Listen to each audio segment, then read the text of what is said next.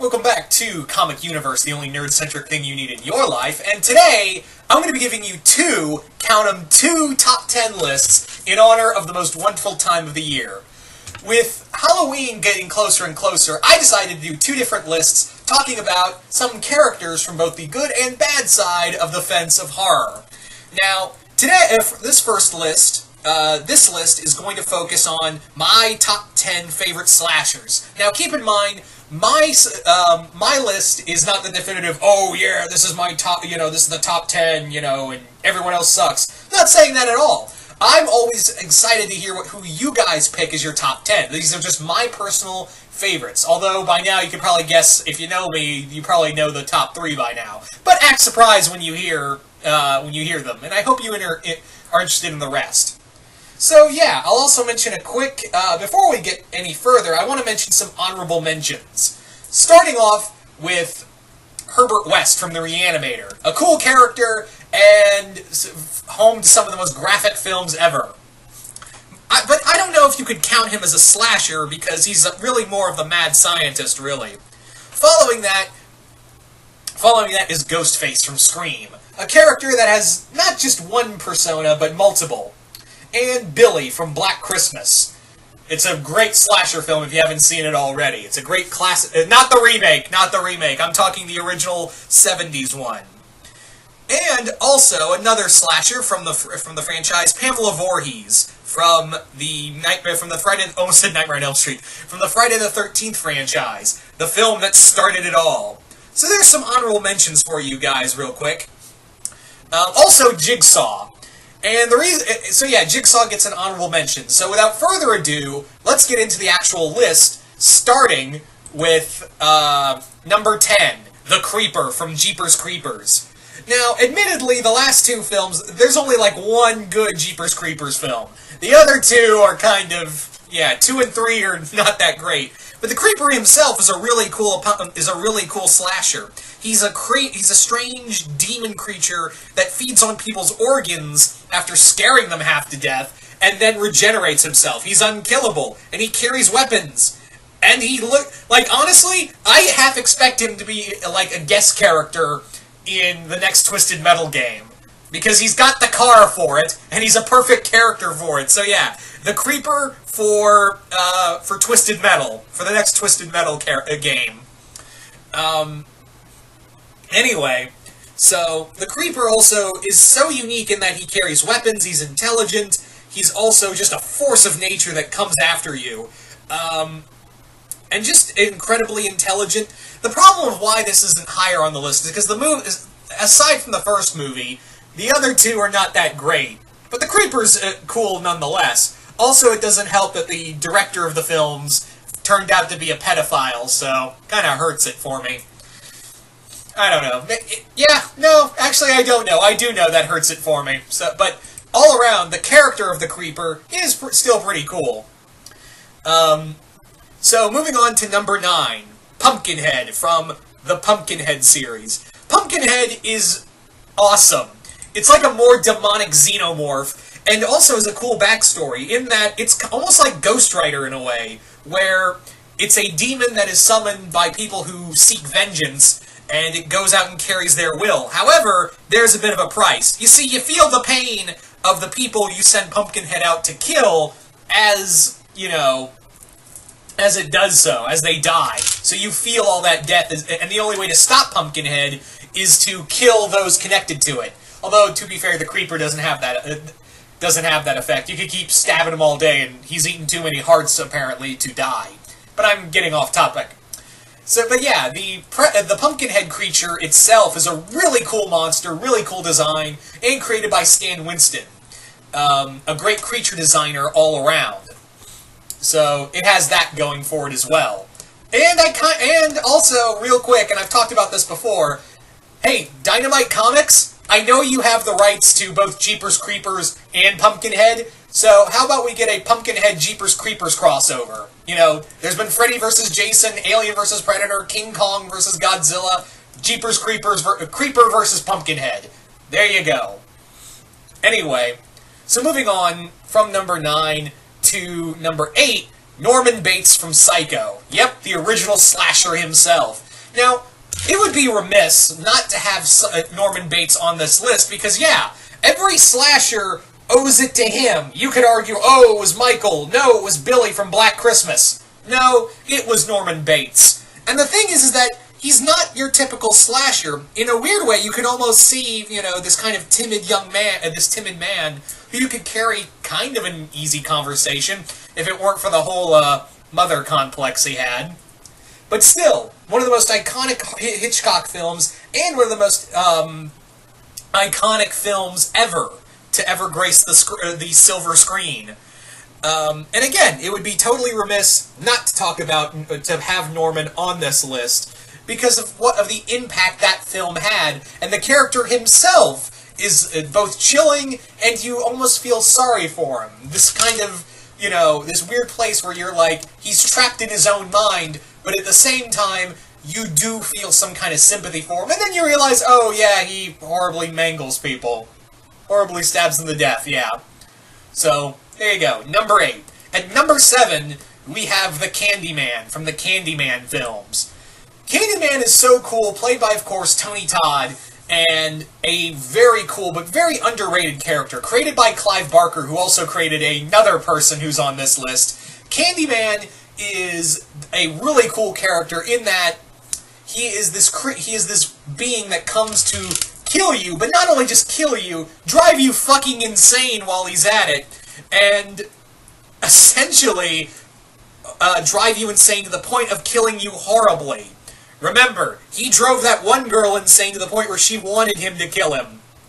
Not only that, he uses bees, so, yeah, he uses, not the bees! The bees! Yeah. He also uses bees, and his backstory's pretty cool. Also, I have yet to meet anyone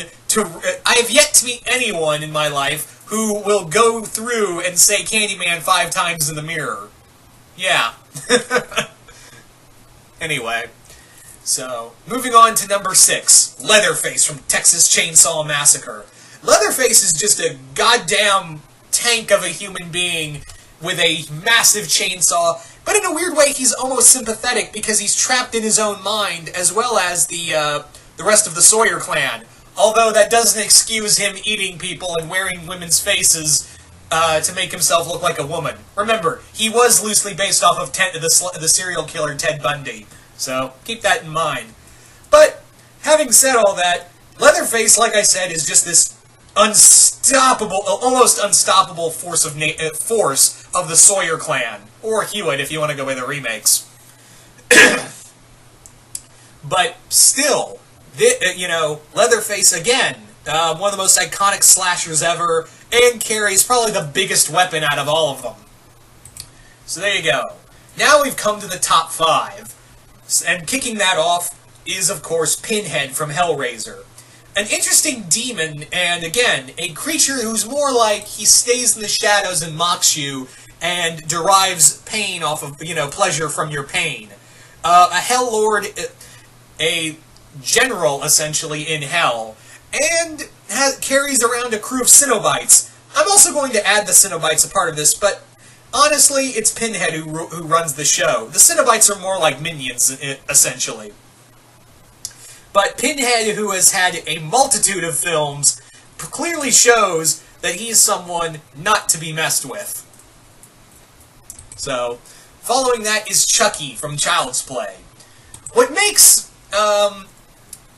Chucky so interesting as a slasher is that it's a doll, voiced by Brad Dourif, and he's clearly having fun. He's clearly having nothing but fun. And he'll mock you as he kills you in the most fun way possible. I kind of like that about Chucky, is that he's this snarky little asshole in a doll's body as he's brutally killing you. And it's going to be pretty weird to watch this while also knowing that the original creator is still making, there's going to be a remake of Child's Play, and at the same time, they're still doing the original Chucky films. That's not going to be confusing at all. Now, moving on to the top 3. At number 3, we have Michael Myers from Halloween. I've always dug Halloween, and I make it my mission to watch that film every October, the original film, and as well as some of the some of the sequels. The word got away from me, oh my god. I also make it a mission to watch that every year, watch the original 70s film every year, because, yeah, it's still effective. I still, get a little creeped out. I'll still walk around the house just checking everything after watching the original Halloween film. That's how amazing a character Michael is. Because what I've liked about Michael, even more so than the whole, brother-sister thing, which even John Carpenter hates, even though he created it. Fun fact, that was out of writer's block, so, yeah. So I'm kind of glad they're taking that away. But what I like Michael is that originally, he was just evil. It was the whole story of anyone can just snap just like that. And again, that's why I hated the remake of the whole nature versus nurture thing. Where he's like, he had a shitty family. Yeah, alright. But still, I've always dug that about Michael, and I'm glad we're going back to that in the upcoming film.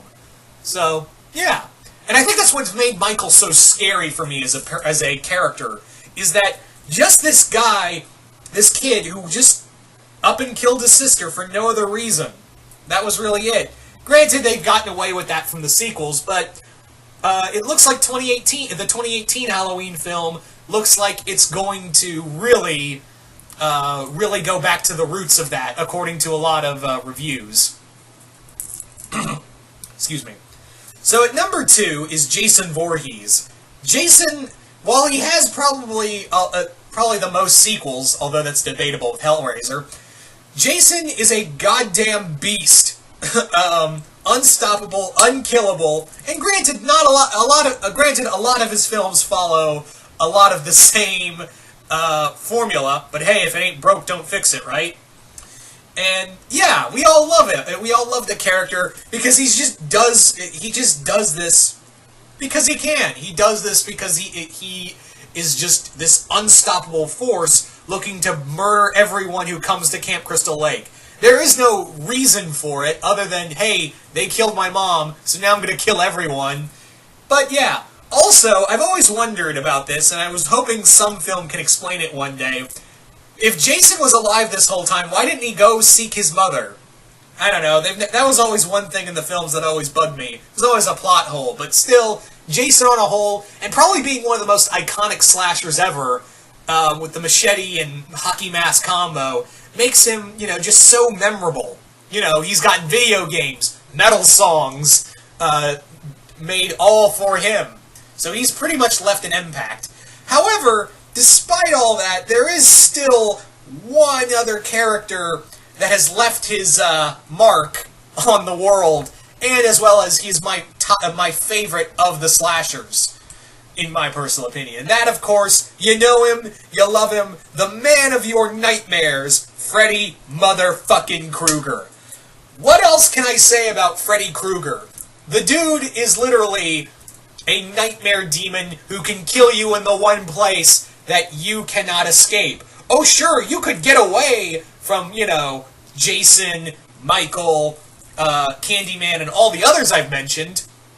You could maybe get away from a lot of them, but you need to sleep at some point. And I've always dug that about Freddy, is that he he gets you in the one place where you're most vulnerable. The one place you can't just run away from.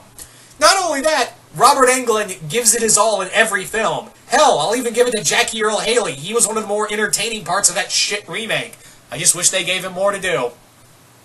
And yeah, Freddy has become, a major icon. Freddy has become a major icon. And not to say the other 9 characters I've mentioned prior are not icons in their own right, but Freddy has had songs about him. He's had even rap songs about him. He's had, video games, comics, even in Tales of the Crypt, can't talk, esque series, where he was the host. Yeah, never have I seen a horror character have such a lasting effect, along with Jason and Michael. So yeah, hell, he's even, Freddy's going to guest star as Robert Englund, playing him in The Goldbergs. Yay! So there you go, guys. Freddy Krueger, my #1 slasher. But again, not to discredit the other 9, I love them all. And there were some other characters I was considering, but like I said, they got honorable mentions. So you guys tell, and once again, this is just my personal list. If you guys think a character should be higher or lower on that list, that's totally fine. No ill will against you. These are just my personal favorites. And as always, we want to hear at Comic Universe your top 10 favorite slashers. So, yeah, you can tell us in the comments below who are your top 10 slashers. And, yeah, if you're new here, please subscribe, hit the bell, as well as share this with your friends and family. We're always a growing channel, and we always are looking for, to grow as a channel. I think I just repeated myself. Come on, Zilla, get your shit together. But yeah, so if you're new here, share, subscribe, all of that. And yeah, once again, hope you all enjoyed this, and see you once again in the universe.